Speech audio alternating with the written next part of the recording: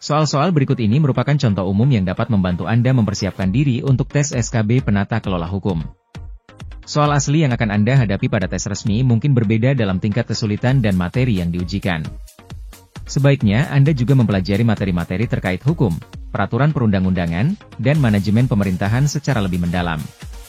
Secara umum soal penata kelola hukum hampir sama dengan jurusan ilmu hukum lainnya, seperti soal-soal analis hukum, soal Kemenkumham dan soal yang ada di Mahkamah Agung maupun perancang undang-undang. Materi yang umum diujikan biasanya sebagai berikut. 1. Hukum administrasi negara, prinsip-prinsip umum, tindakan administrasi, pengawasan, dan sengketa administrasi. 2. Peraturan perundang-undangan, proses pembentukan, hierarki, dan interpretasi peraturan perundang-undangan. 3. Manajemen pemerintahan, struktur pemerintahan, proses pengambilan keputusan, dan etika pemerintahan. 4. Hukum tata usaha negara, konsep dasar, wewenang administrasi, dan peradilan tata usaha negara. Berikut contoh soal yang bisa Anda pelajari terkait penata kelola hukum. Silahkan disimak soal-soalnya. 1. Prinsip legalitas dalam tindakan administrasi berarti? A. Tindakan administrasi harus didasarkan pada peraturan perundang-undangan yang berlaku. B. Tindakan administrasi harus dilakukan secara cepat dan efisien. C. Tindakan administrasi harus memperhatikan kepentingan umum. D. Tindakan administrasi harus dilakukan secara terbuka dan transparan.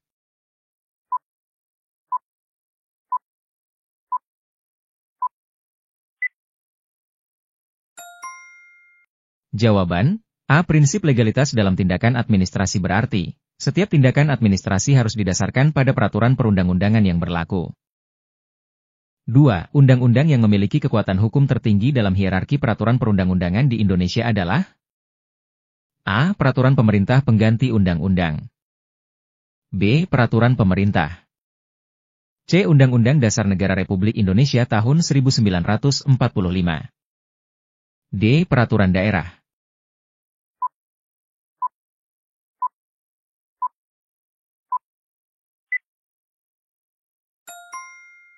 Jawaban, C. Sesuai tata urutan hierarki peraturan perundang-undangan di negara kita, urutan tertinggi yaitu Undang-Undang Dasar tahun 1945. 3.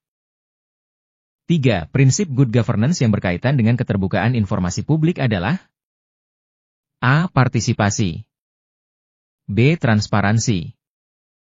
C. Akuntabilitas. D. Rule of law.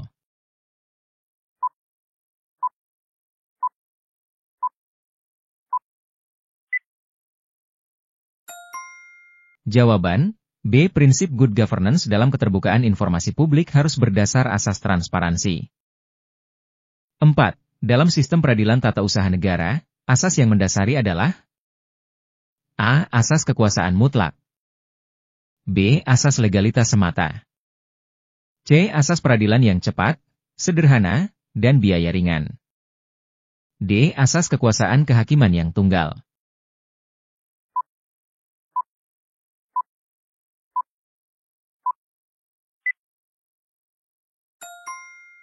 Jawaban, C. Asas peradilan yang cepat, sederhana, dan biaya ringan merupakan salah satu prinsip dasar dalam sistem peradilan TUN. 5. Prinsip asas legalitas dalam tindakan administrasi bertujuan untuk A. Memberikan kebebasan penuh kepada pejabat administrasi dalam mengambil keputusan. B. Memastikan bahwa setiap tindakan administrasi memiliki dasar hukum yang kuat. C. Mempercepat proses pengambilan keputusan administrasi. D. Meningkatkan efisiensi kerja aparatur negara.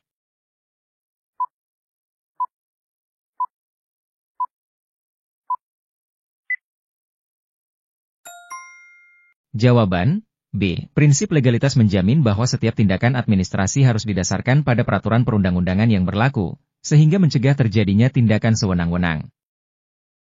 6. Salah satu ciri khas dari peraturan perundang-undangan adalah A. Sifatnya yang bersifat pribadi. B. Kekuatan mengikatnya yang bersifat umum.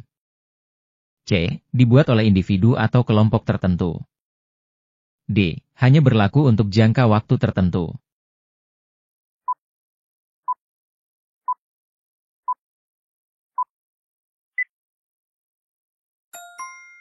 Jawaban, B. Peraturan perundang-undangan bersifat mengikat bagi semua orang yang berada dalam wilayah hukum yang bersangkutan. 7. Badan hukum publik yang memiliki kewenangan untuk menyelesaikan sengketa administrasi adalah A. Pengadilan Negeri, B. Pengadilan Agama, C. Pengadilan Tata Usaha Negara, D. Mahkamah Konstitusi.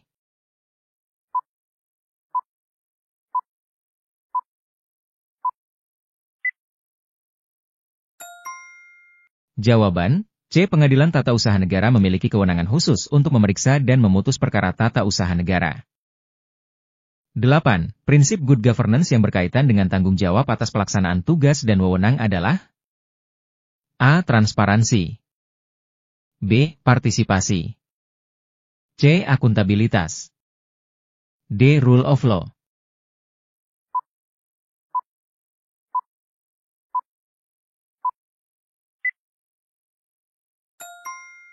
Jawaban, C. Akuntabilitas menyeratkan bahwa setiap pihak yang diberi amanah harus bertanggung jawab atas tindakannya. 9. Salah satu bentuk pengawasan terhadap penyelenggaraan pemerintahan adalah A. Pemilu, B. Sidang DPR, C. Judicial Review, D. Musyawarah Desa.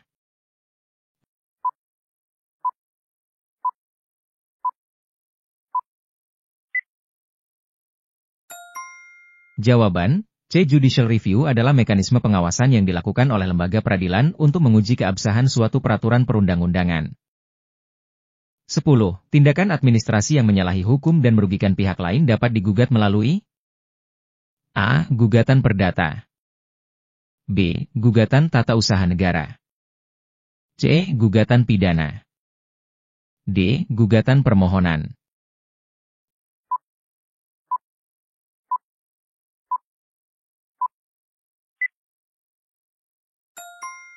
Jawaban, B. Gugatan tata usaha negara merupakan cara yang tepat untuk menggugat tindakan administrasi yang melanggar hukum. 11. Hierarki peraturan perundang-undangan yang benar adalah A. UUD 1945, UU, Peraturan Pemerintah, Peraturan Presiden, Peraturan Daerah. B. Peraturan Daerah, Peraturan Presiden, Peraturan Pemerintah, UU, UUD 1945. C. UU, UUD 1945, Peraturan Pemerintah, Peraturan Presiden, Peraturan Daerah.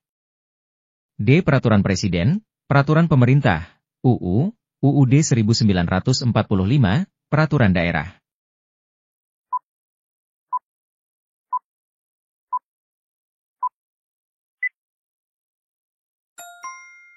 Jawaban, A. Ini adalah urutan yang benar dari hierarki peraturan perundang-undangan di Indonesia, di mana UUD 1945 merupakan hukum tertinggi. 12. Salah satu tujuan dari pembentukan peraturan perundang-undangan adalah A. Menciptakan ketertiban dan kepastian hukum, B. Membatasi kebebasan individu, C. Mempermudah terjadinya konflik, D. Meningkatkan jumlah peraturan.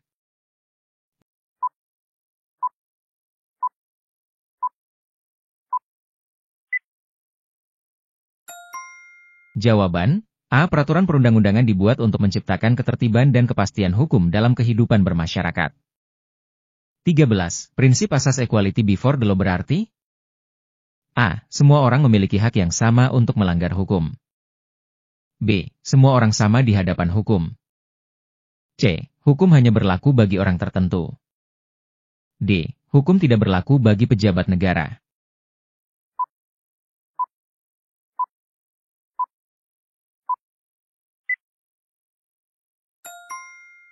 Jawaban, B. Prinsip equality before the law menegaskan bahwa semua orang, tanpa kecuali, harus diperlakukan sama di hadapan hukum. 14. Salah satu fungsi dari ombudsman adalah A. Menerima pengaduan masyarakat terhadap maladministrasi, B. Membuat peraturan perundang-undangan, C. Mengadili perkara pidana, D. Mengatur hubungan antar negara.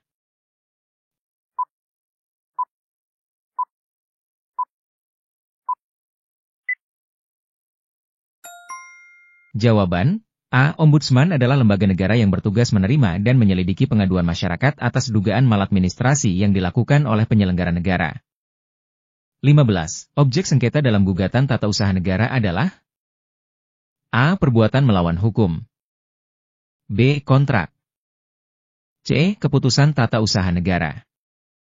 D. Perbuatan melawan hukum dalam bentuk penghinaan.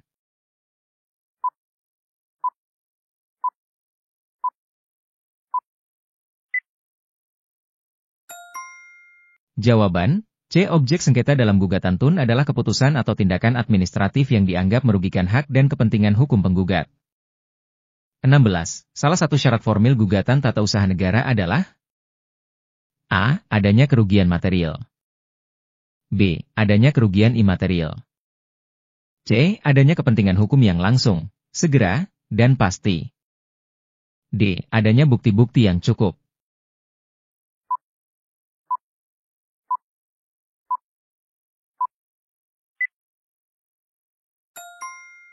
Jawaban, C. Kepentingan hukum yang langsung, segera, dan pasti merupakan syarat yang harus dipenuhi oleh penggugat untuk dapat mengajukan gugatan TUN. 17. Alasan utama mengapa seseorang mengajukan gugatan tata usaha negara adalah A. Ingin membalas dendam. B. Ingin mendapatkan perhatian publik. C. Ingin membatalkan atau mengubah keputusan administrasi yang merugikan. D. Ingin mendapatkan ganti rugi material sebesar-besarnya.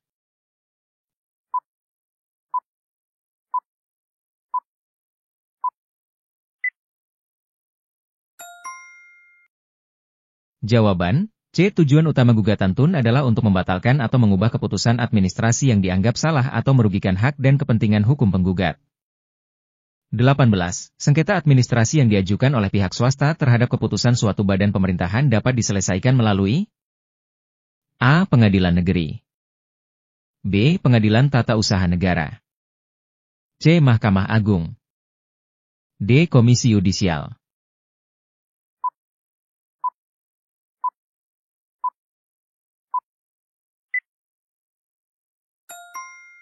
Jawaban, B. Jadi, sengketa administrasi yang diajukan oleh pihak swasta terhadap keputusan suatu badan pemerintahan dapat diselesaikan melalui pengadilan tata usaha negara. 19. Salah satu bentuk pengawasan terhadap tindakan administrasi adalah A. Pemilu. B. Sidang DPR. C. Judicial Review. D. Musyawarah desa.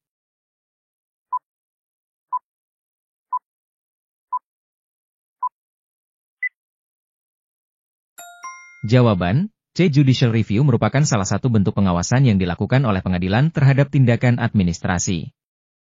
20.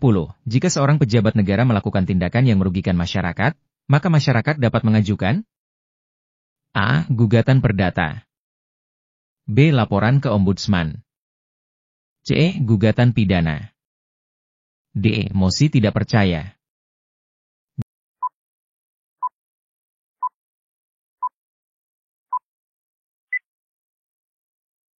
Jawaban, B. Ombudsman adalah lembaga negara yang bertugas menerima dan menyelidiki pengaduan masyarakat atas dugaan maladministrasi yang dilakukan oleh penyelenggara negara.